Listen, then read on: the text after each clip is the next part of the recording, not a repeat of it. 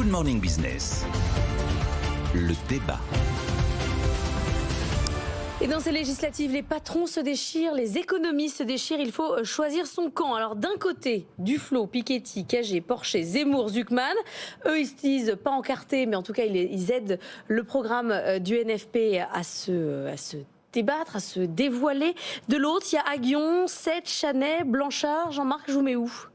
Alors moi, je me suis à côté de tout ça. Je considère que le rôle de l'économie, c'est pas de se mêler de tout ça. C'est-à-dire que l'économiste propose et ensuite le politique dispose, c'est une formule que j'adore, et je pense qu'il y a une évolution dans ce genre de prise de position qui est une évolution qui me rappelle alors Lysenko. Donc Lysenko, pourquoi je cite Lysenko? Parce que il y a une dizaine d'années, en 2016, deux économistes, Pierre Cahuc et André Zilberberg, avaient fait un livre pour dénoncer ce qu'ils appelaient le négationnisme en économie, c'est-à-dire le fait qu'un certain nombre d'économistes, alors qu'ils devraient avoir une approche scientifique, ont une approche politique. Et Lysenko, c'est un biologiste soviétique qui expliquait qu'il y a une science prolétarienne et une science bourgeoise, et il l'avait appliqué à la biologie et à la génétique en disant il y a une façon de faire de la génétique bourgeoise, une façon, et nous on va faire de la génétique prolétarienne qui va nous permettre d'améliorer le rendement de la production. C'est l'idéologie qui prend le pas sur la science. Sur la science et qui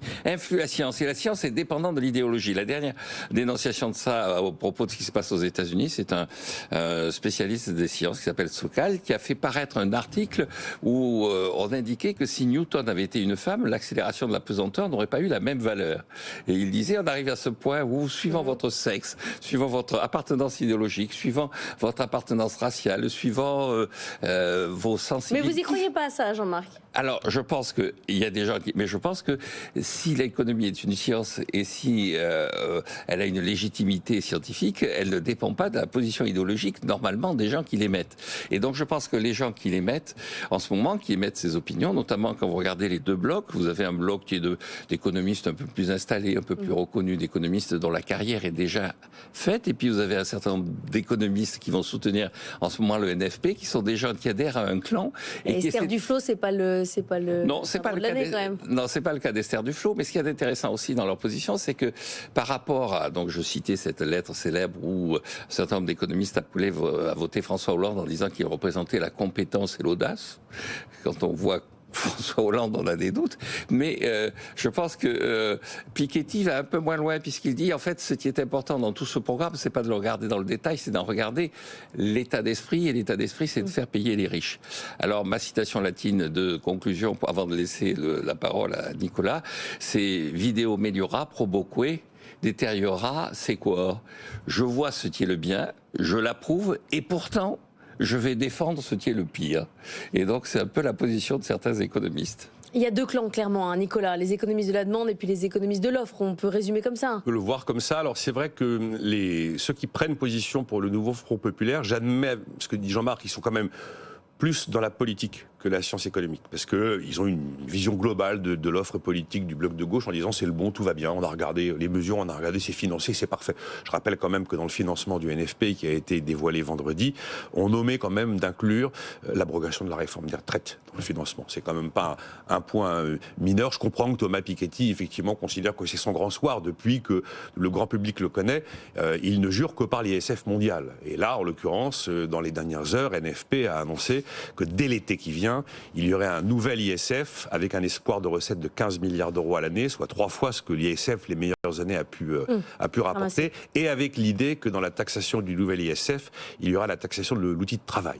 Voilà, c'est le patrimoine lié à l'outil de travail, ce qui évidemment n'était pas le cas jusqu'à présent. On avait un ancien pigeon tout à l'heure qui était là, Jean-David Chamboré, donc ça lui rappelait les heures de François Hollande. Puis 80, l'enthousiasme. Après, là où effectivement je comprends ce que dit Jean-Marc, je pense que les gens ne votent pas pour l'économie, ils ne votent pas sur une mesure, ne votent pas sur un programme particulier, ils votent pour un élan, pour une posture, pour un costume, pour une histoire. Voilà.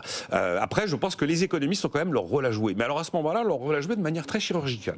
C'est-à-dire qu'on prend les mesures, comme j'ai pu le faire par exemple vendredi, où sur toutes les promesses de pouvoir d'achat dans tous les camps, tous les camps, y compris Ensemble pour la République, je prends les mesures une à une, et alors, moi je ne suis pas économiste, je suis journaliste, mais je dis selon moi, ce que les enseignements de l'économie peuvent aboutir, enfin, à quelle conclusion on peut aboutir mesure par mesure par rapport à ce que l'économie par le passé a pu nous enseigner sur le blocage des prix, sur une hausse du SMIC de par exemple 14%, sur le fait de faire une fiscalité à géométrie variable qui ne passe pas devant le Conseil constitutionnel, je pense au droit de mutation à titre onéreux pour les primo-accédants, le fait de, voilà, toutes ces offres et ces promesses politiques censées fabriquer du pouvoir d'achat, je pense que là l'économiste a un relâchement en disant, voilà, telle mesure, effectivement il propose, voilà ce qu'a priori ça provoquera comme effet. Maintenant c'est aux politiques de choisir et aux politiques d'arbitrer. Et là les économistes ont un rôle à jouer. Mais c'est vrai que c'est très hystérique, c'est très tendu, et là on est vraiment deux blocs d'économistes face à face. Mais par contre on n'a pas d'économistes côté Rassemblement National. Non. S'il y en a, qu'ils se fassent connaître. Ça me frappe.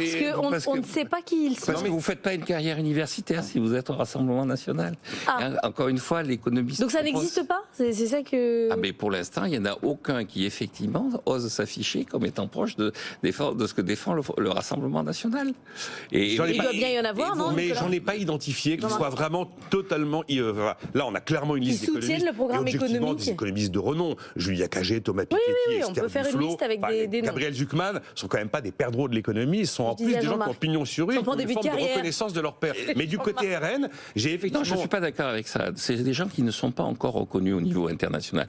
Alors Zucman, c'est un peu différent, c'est des gens qui sont identifiés et qui sont dans un milieu strictement et purement universitaire. Ce qui n'est pas le cas de quelqu'un comme Blanchard, comme Tirole et tout ça. Et vous regardez ce qui se passe au Royaume-Uni, où il y a aussi des élections en ce moment, vous avez un peu le même phénomène, simplement avec le fait que le bloc universitaire est beaucoup plus prudent que le bloc universitaire français. Parce que le Parti travailliste lui-même est beaucoup plus prudent que le nouveau Front populaire. Eh bien, merci. Mais l'économie ne fait pas voter, j'en suis persuadé. Non, c'est pas grave, ça n'empêche pas de discuter entre nous. Mais bien sûr, ici. Et puis de retrouver Lysenko, ça permet de retrouver cette déformation, déviance scientifique qui est extrêmement grave et qui continue à perdurer. 8h15, on reprendra le débat pour savoir aussi si l'économie est une science.